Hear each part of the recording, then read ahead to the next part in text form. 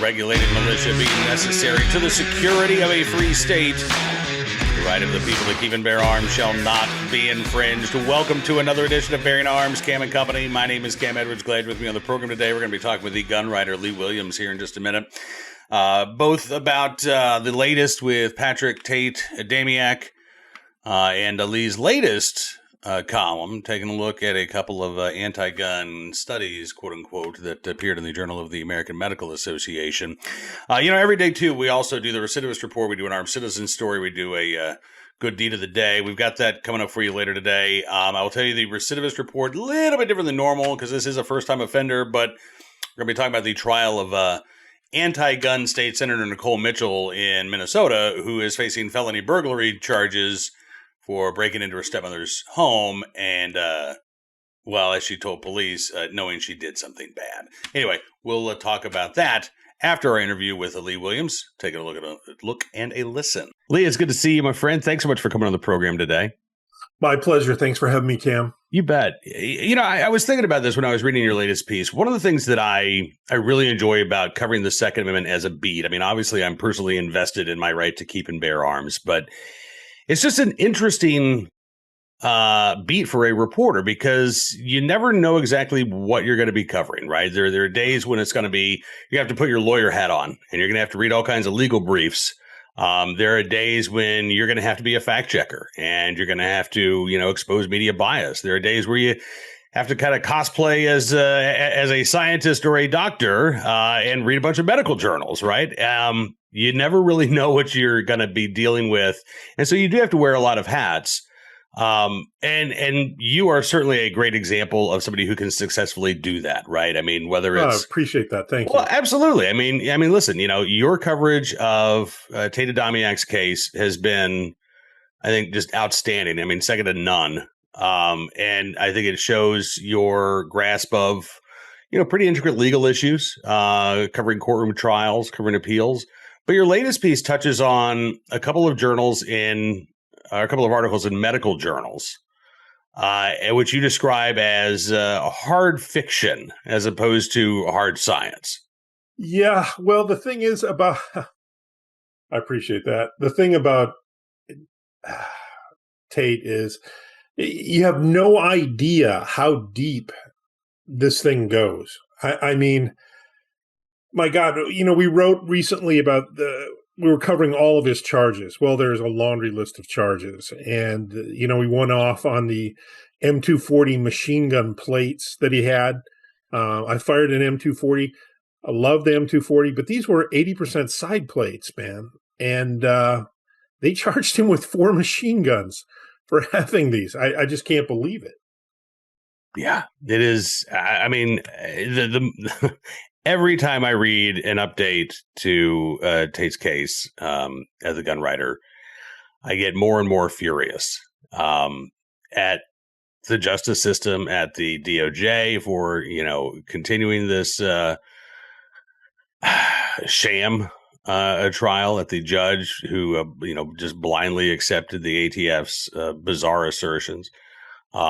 Frankly, I will say I'm disappointed that the DOJ has not adopted a different stance under the Trump administration when it comes to this prosecution. I'm disappointed that we haven't seen anything from the ATF in terms of the good news is I'm hearing from a lot of readers, a lot of people who are a lot of followers who are talking to their local representatives, their political representatives, and are getting word back that, hey, this has already been accepted by the ATF or by Congress or by whoever, and they're looking at doing something. Hopefully, President Trump. I mean, he's the ultimate. You talk to Cam, you talk to his attorney. Of course, they'd like their day in court. They would like complete vindication, saying Cam did nothing wrong. We're going to cut him loose today. Here's $1 million, whatever. But quite frankly, if he takes a pardon, there's a lot of stuff involved in a pardon where he might have to admit guilt.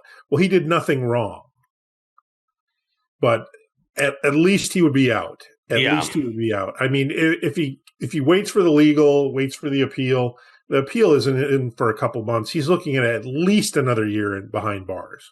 Right. And that's the thing, right? I mean, if he were out, it might even be a different calculation if he were out on bond, Right. pending the conclusion of his appeal, right? Well, nobody believes the charges, and we've gone through every single charge, Cam. And if you look at some of the people that Trump has already pardoned, they were guilty. They've admitted their guilt, and they're out. Cam did nothing wrong. I mean, trust me, I've lost a lot of sleep going through every one of these charges. The one on the M240s is one of the last ones. He had a couple of side plates, 80%. You want one of those, you can order them online. They'll mail it right to your house. No FFL, nothing. And yet they turn those into machine guns. Yeah. 4 machine guns for 4 side plates, left and right side plates. If I told you this 5 years ago, no one would believe it. Right. I was going to say, under the Biden administration, I mean, and the weaponization we saw of the ATF, that makes it somewhat believable. And I am glad to hear that what your readers are hearing back is that, this is on the radar, that something is in the works.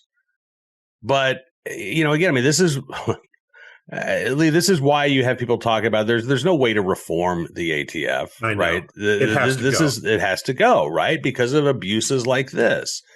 I've talked with folks like Cody Wisniewski, even Alan Gottlieb, about the fact that, even if the ATF were to get shuttered today, the underlying regulations and laws are still in place. And it could be, whatever new agency, it could be the FBI, it could be maybe the DEA. They're still going to be able to conduct these abuses because of the statutory framework that's in effect, right? So we've got a couple of things that needs to happen, including these structural reforms to our nation's gun laws, so that things like this can't happen in the future.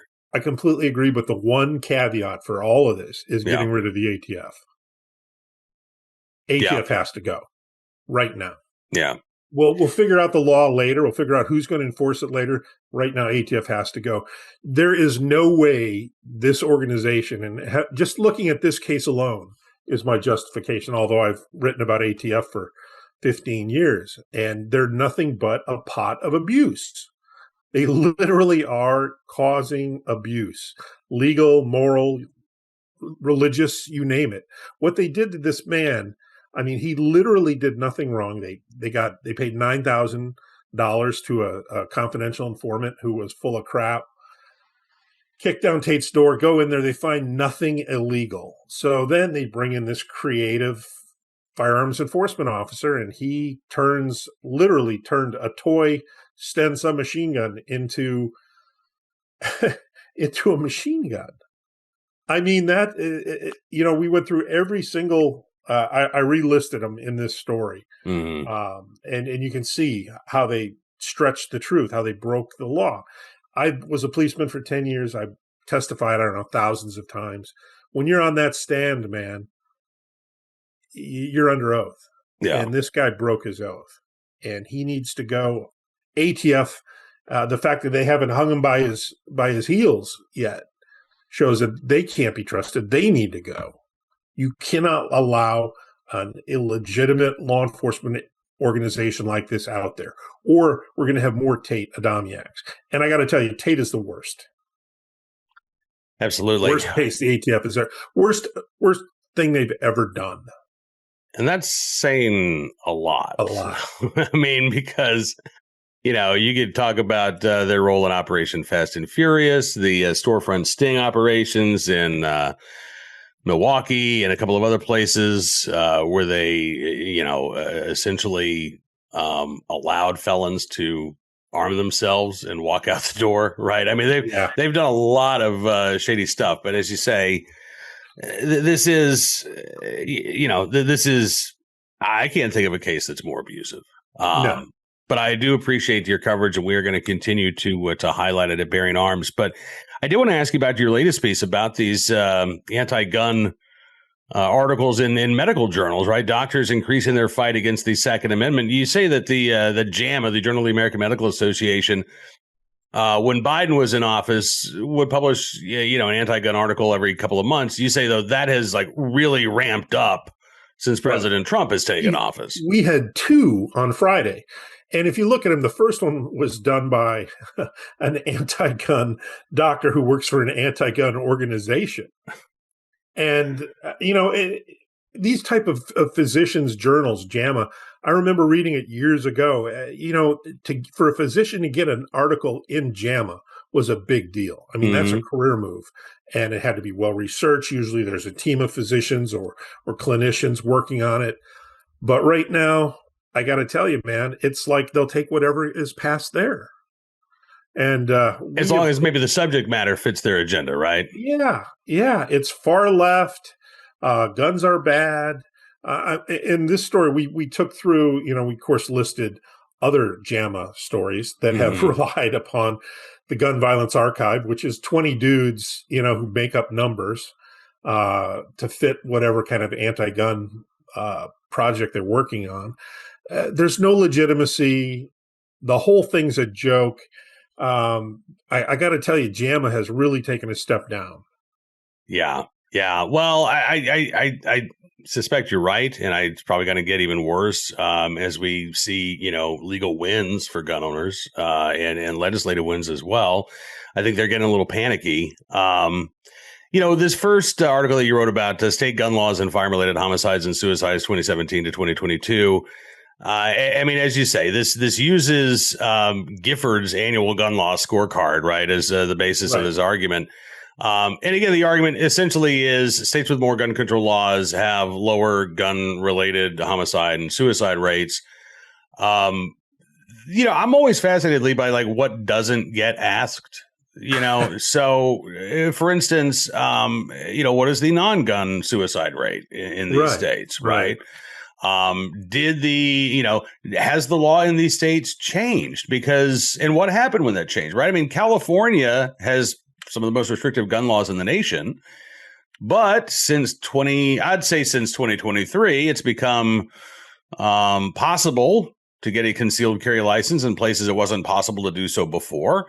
Violent crime hasn't increased. Violent crime has dropped. We've seen this in Florida when constitutional carry took effect, right? Violent crime, homicides dropped. I think in 2023 or 2024, Miami had the fewest homicides since like 1947 or something like that.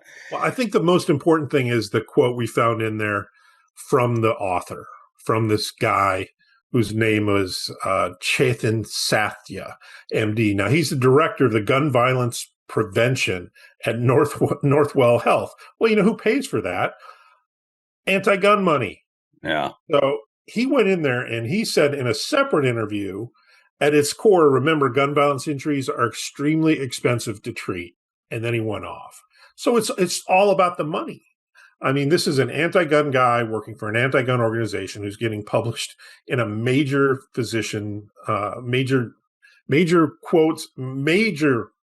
organization for physicians. And that should piss everybody off. Yeah. Second story, not as bad.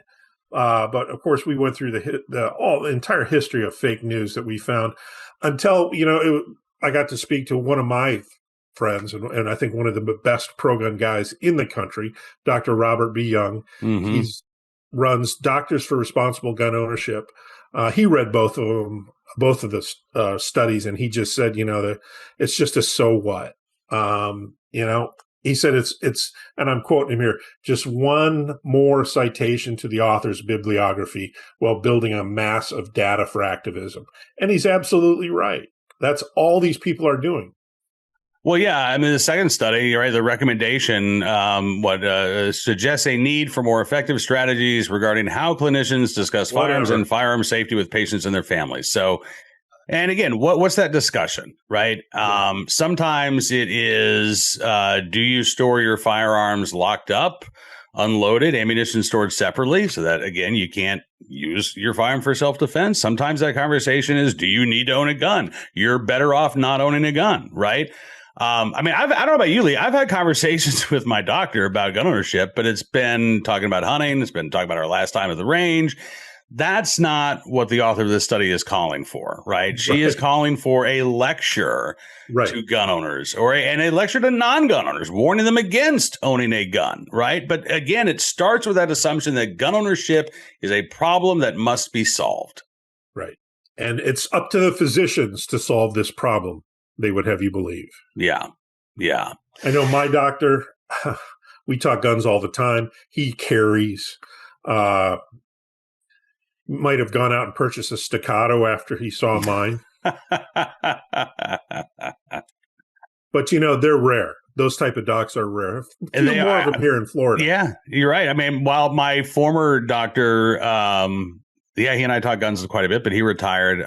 My new doctor's great. We haven't had any conversation. I don't know if he's a gun owner, and I'm not going to be the one to bring it up. But my dentist and I talk firearms, or at least he talks, and I go, while I've got his hands in my mouth.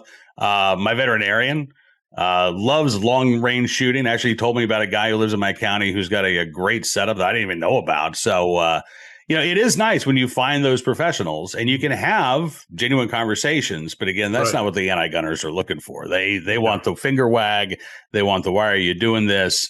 And for God's sakes, if you're not going to give up your guns, at least store them in a way that they're useless for you to use if somebody breaks into your home and wants to hurt you. And they want their story in magazines like this so they can get money.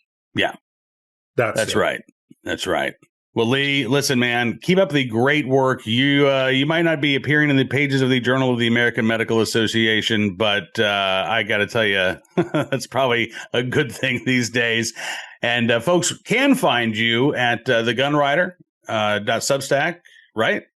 .com or saf.org. That's right. Yeah. Second Amendment Foundation posts every one of your stories as part of their Second Amendment investigative journalism project. And Lee, again, you just do outstanding work, my friend. Thank you so much for joining me on the program today. Thank you, Cam. You take care, brother. My thanks to Lee for joining me on the program and looking forward to having him back again here before long. All right, let's turn our attention to, as I said, the trial of State Senator Nicole Mitchell. Felony burglary charges. And Monday was day one of the trial, I believe.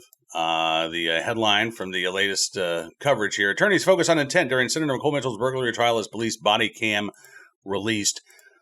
So I am fascinated, and I wrote about this at Bearing Arms. I'm shocked that Mitchell did not resolve this via a plea deal. I don't know if one was ever offered to her. I can only assume that one was not, because based on the circumstances of this case, man, I just don't see a jury of her peers acquitting her.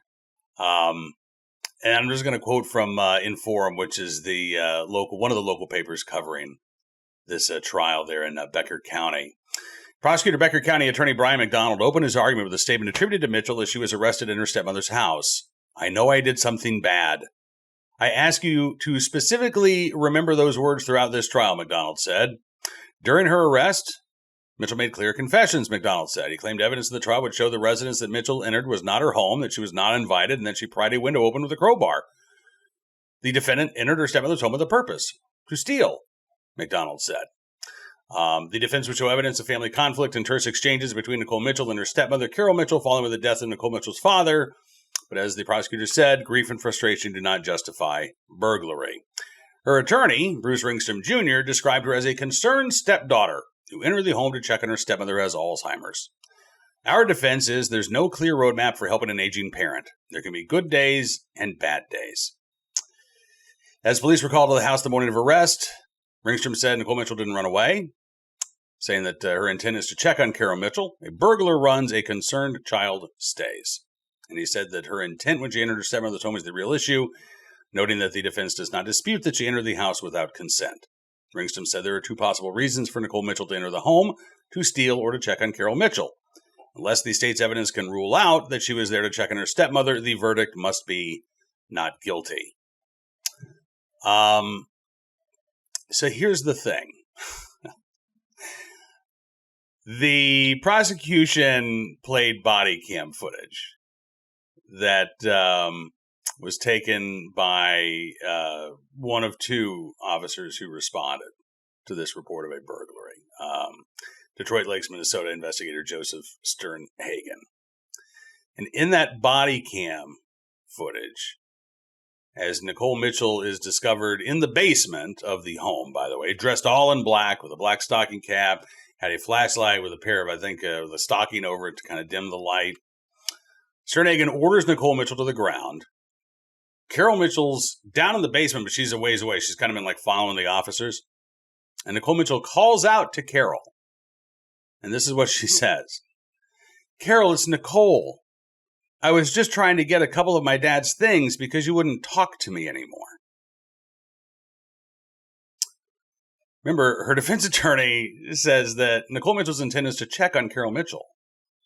A burglar runs, a concerned child stays. She didn't say, Carol, it's Nicole. I was just concerned about you and I wanted to check on you. No, she said, I tried to get some of my dad's things. Now, again, I hate to be this way, but legally it's the case. The items in that home, unless they had been specifically willed to Nicole Mitchell, were not Nicole Mitchell's stuff. I sadly know what happens when a spouse dies and there are children, adult children. The surviving spouse typically takes control of that property that is not specifically willed to the surviving children. Now, if the items that were found in Nicole Mitchell's backpack had been specifically willed her, maybe she still doesn't have a case about burglary. That still doesn't give you the right to break into somebody's home to get the stuff that you believe is yours, or maybe even that a will says is yours. You have to use the law to go about getting your stuff.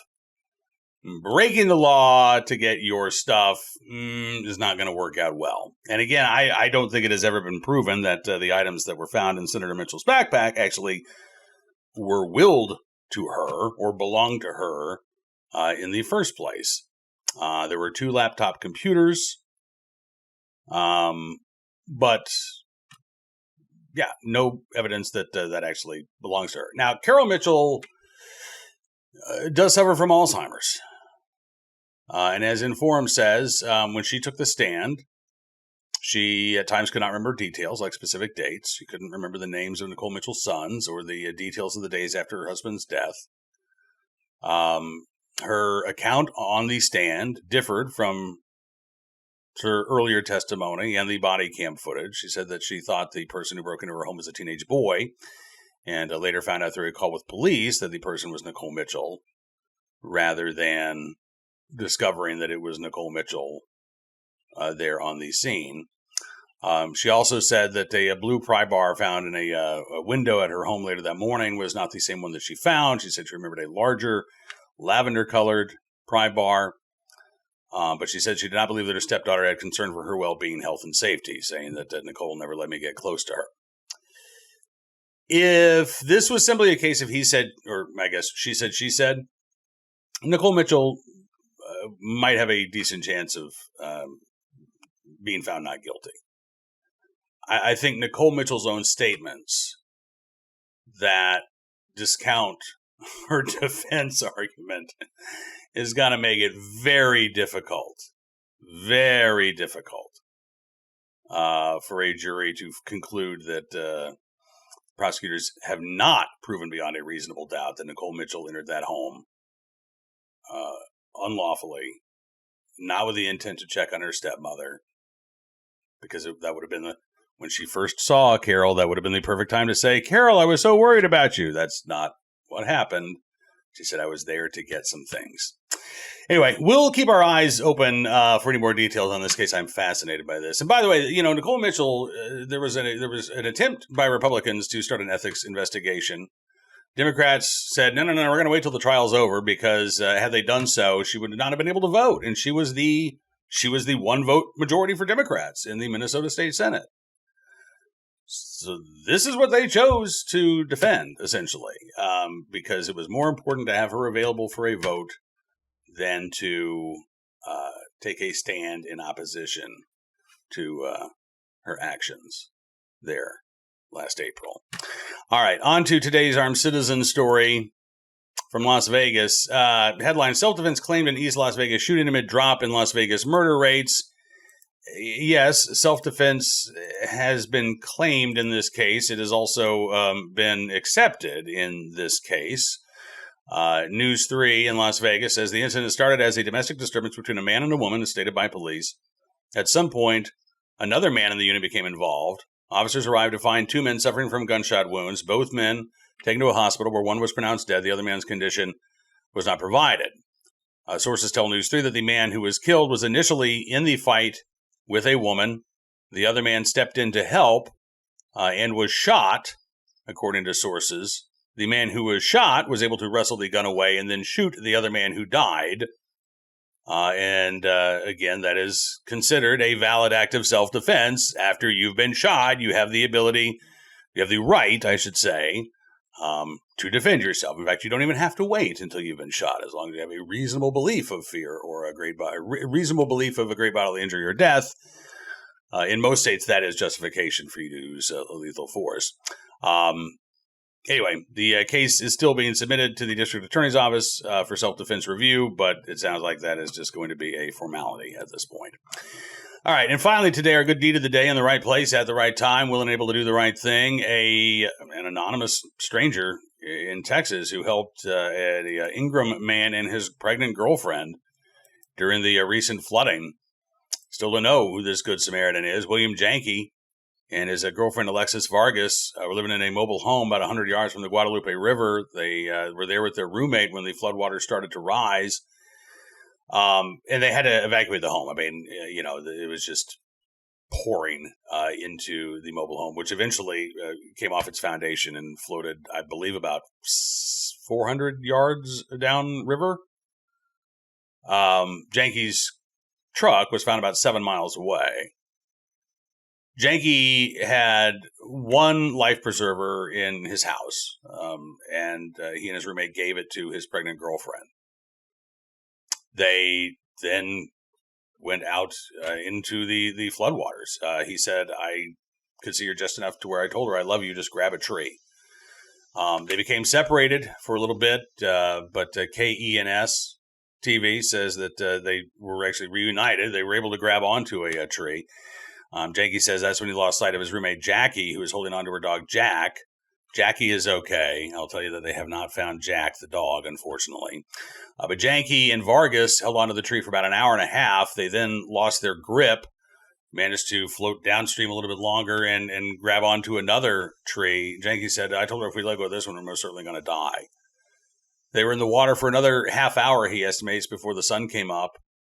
Janke says the water level started to go down, and then a man appeared on the banks of the river. He had a green extension cord.